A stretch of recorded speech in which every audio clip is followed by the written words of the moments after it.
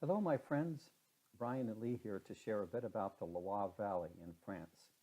The Loire is southwest of Paris, and it's known as the Garden of France. It's a UNESCO World Heritage Site with over 300 castles built beginning in the 10th century. It's a broad valley with a lovely river running through it. We did a home swap for a month with a country cottage that was first built in the 1930s. It was in a remote rural area with a little river and a forest literally right across the street. Our favorite walk was to go up a little path through the woods to the local bakery for a delicious loaf of French bread in the morning. It's hard to grasp the scale of these buildings and the grounds around them. This one, for example, has a 10-foot high stone wall that is 25 miles long around it. This channel was dug to divert a river to run by the chateau that you can see in the distance. Maybe you can imagine the thousands of people employed for decades during these massive constructions. But the exteriors don't even begin to compare to the lavishness of the interiors. The cycle of immense wealth, sophistication, engineering, advancement, power, then ruin and salvage are all evident here. Some of the chateaux are now integrating art installations onto their grounds. Check out these white pumpkins appearing to float in a pool. Here, stairs go up an earthen mound leading to a cache of huge marble eggs.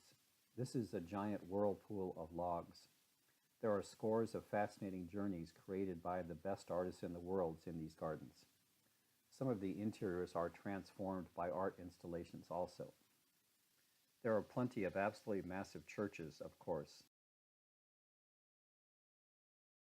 Some are being beautifully restored.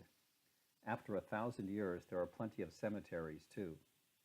This guy was really smart to wear sunglasses to heaven.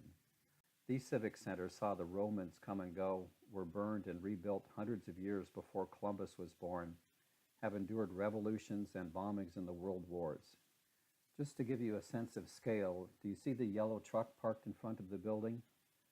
There are often great views down into some of the old parts of town.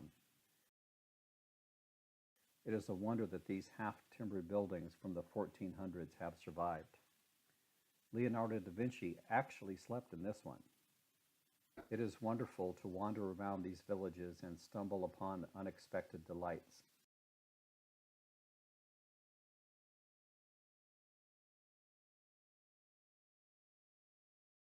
Even the most skeptical can't help but be inspired by Archaeopteryx, Denovian fossils,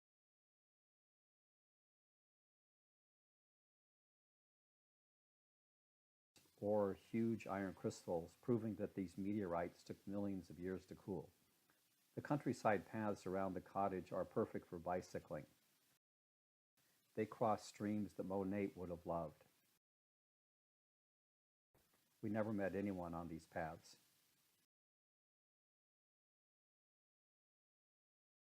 Back in the villages, I was struck over and over again by how much people care about aesthetics, their history, and each other.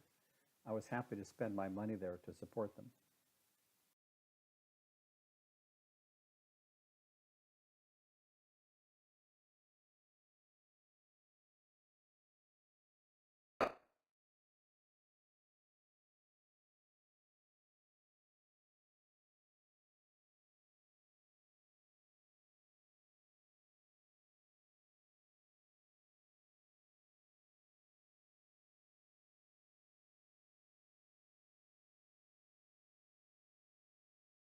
By public demand and by law, GMO food is prohibited. You'll instantly recognize the difference. Take tomatoes, for example.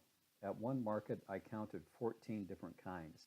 I don't have much of a sophisticated palate, but even I can taste a big difference. Both Lee and Ann can't eat wheat or dairy in the U.S., but both of them ate cheese and bread with no problem. Food in the U.S. is literally sickening both of them, and surely millions of others that are more sensitive to these things than I am. A consequence of eating non-toxic food is that people are much less likely to be obese, and the cost of health care is lower for everyone.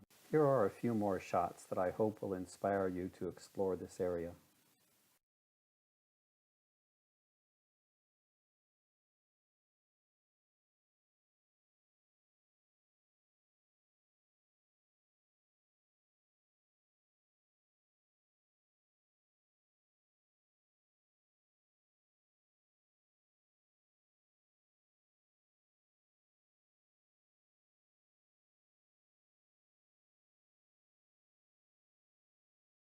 Thank you for watching.